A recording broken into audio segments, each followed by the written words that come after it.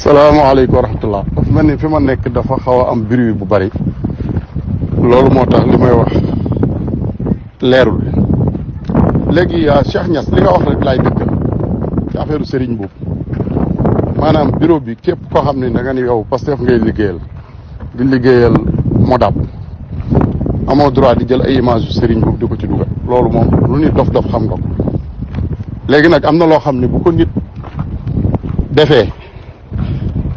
maanaam moo xam daf ko def ci réer wala mu def ko ci tayeef bu dee ci réer la ko def dañ koy ni ko yow mii da ngaa réer dellul ci li nga nekk bu dee ci tayeef dañuy daqaar ndeyam mu dellu ginnaaw parce que fii ay kilifa ñoo fi ne yaa ngi dégg nekk ñu pour liggéeyal Serigne Mboup yaa ngi dégg loolu ñu koy def ñoo ko tey Serigne Mboup da leen defay xaalis ñu koy def ñun xam nañ ni muy demee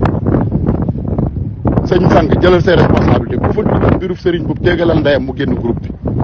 ba xam moom moo ñu moom wala déet lii jarul maslaa parce que am na yoo xam ne maslaa du ko réglé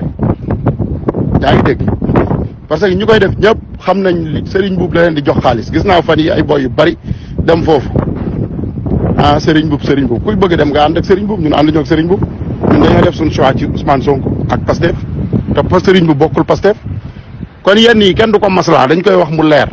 groupe bi ku ci dugal mbiri Serigne Mboup da ngeen di téegal ndeyam mu génn groupe bi loolu mooy dëgg